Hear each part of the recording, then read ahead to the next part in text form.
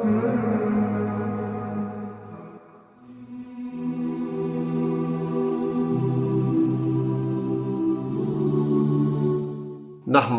ونصلی علی رسولہ الکریم، اما بعد فاعوذ باللہ من الشیطان الرجیم، بسم اللہ الرحمن الرحیم۔ حضرت سالم بن ابی جاد رحمۃ اللہ علیہ بیان کرتے ہیں، خزاعہ قبیلے کے ایک آدمی نے کہا، کاش میں نماز پڑھ کر راحت حاصل کرتا۔ گویا حاضرین مجلس نے اس کی اس بات کو برا جانا۔ اس پر انہوں نے کہا،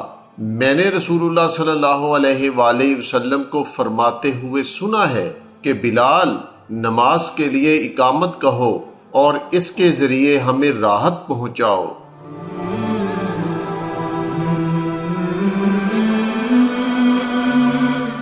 حضرت عمر رضی اللہ تعالی عنہ راوی ہیں کہ سرور کونین صلی اللہ علیہ وآلہ وسلم نے فرمایا،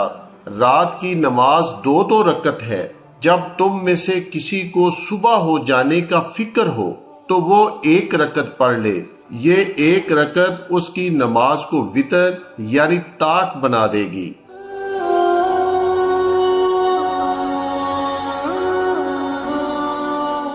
حضرت ابن عمر رضی اللہ تعالیٰ عنہ بیان کرتے ہیں، رسول اللہ صلی اللہ علیہ وآلہ وسلم نے فرمایا، وتر کی نماز رات کے آخری حصے کی 1 رکعت ہے۔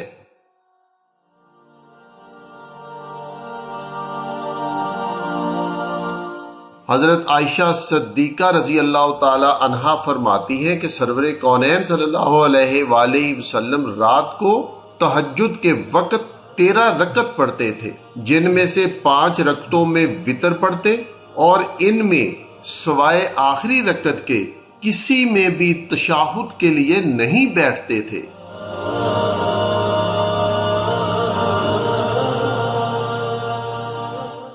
حضرت سعد بن ہشام فرماتے ہیں کہ میں ام المؤمنین حضرت عائشہ صدیقہ رضی اللہ تعالی عنہا کی خدمت میں حاضر ہوا اور عرض کیا کہ ام المؤمنین، مجھے سرور کونین صلی اللہ علیہ وآلہ وسلم کے اخلاق کے بارے میں تو بتلائیے۔ حضرت عائشہ صدیقہ رضی اللہ تعالی عنہا نے فرمایا، کیا تم نے قرآن کریم نہیں پڑھا؟ میں نے عرض کیا، جی ہاں پڑھا ہے۔ فرمایا، رسول اللہ صلی اللہ علیہ وآلہ وسلم کا اخلاق قرآن ہی تھا، یعنی قرآن کریم میں جتنے بھی اخلاق اور صفات مذکور ہیں، رسول اللہ صلی اللہ علیہ وآلہ وسلم نے ان سب کو اپنی ذات میں سمویا ہوا تھا۔ گویا رسول اللہ صلی اللہ علیہ وآلہ وسلم کی اخلاقی زندگی قرآن حکیم کا عملی نمونہ تھی۔ پھر میں نے عرض کی، ام المؤمنین، اچھا رسول اللہ صلی اللہ علیہ وآلہ وسلم کے وتر کے بارے میں مجھے بتائیے کہ آقا کریم وتر کس وقت اور کس طرح نیز کتنی رکعت پڑھا کرتے تھے؟ حضرت عائشہ نے فرمایا، میں پہلے ہی سے رسول اللہ صلی اللہ علیہ وآلہ وسلم کی مسواک اور وضو کے لیے پانی کا انتظام کر کے رکھتی تھی، اور جب اللہ تعالیٰ آقا کریم کو رات کو اٹھانا چاہتا تھا تو اٹھاتا تھا، چنانچہ آپ جاگ کر پہلے مسواک کرتے، پھر وضو کرتے اور 9 رکعت نماز پڑھتے،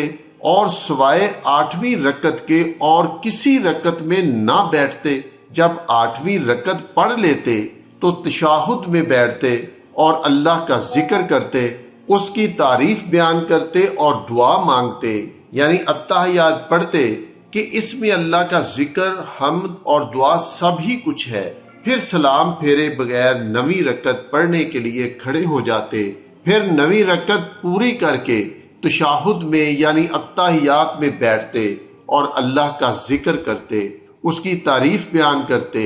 اور اس سے دعا مانگتے،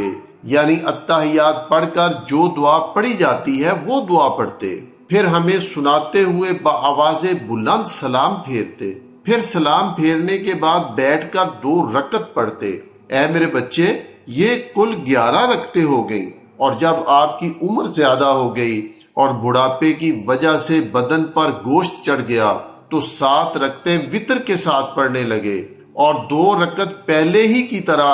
یعنی بیٹھ کر پڑھتے رہے۔ اے میرے بچے، یہ کل 9 رکعتیں ہوئیں، اور رسول اللہ صلی اللہ علیہ وآلہ وسلم جب کوئی نماز پڑھتے تو اس بات کو پسند کرتے کہ اسے ہمیشہ پڑھا جائے، اور جب کسی دن آقا کریم کو نیند زیادہ آ جاتی یا کوئی اور تکلیف پیش آ جاتی جس کی وجہ سے آقا کریم کے لیے رات کو کھڑے ہونا ممکن نہ ہوتا، تو آقا کریم دن کے پہلے حصے میں یعنی سورج ڈھلنے سے پہلے 12 رکعت پڑھ لیتے، اور میں نہیں جانتی کہ نبی پاک صلی اللہ علیہ وآلہ وسلم نے ایک رات میں پورا قرآن پڑھا ہو، یا آپ نے پوری رات تہجد پڑھی ہو، یا آپ صلی اللہ علیہ وآلہ وسلم نے رمضان کے علاوہ پورا مہینہ روزے رکھے ہوں۔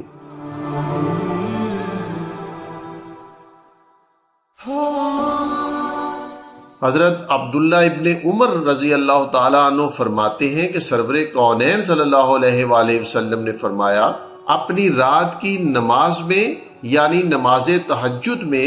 آخری نماز وتر کو بناؤ۔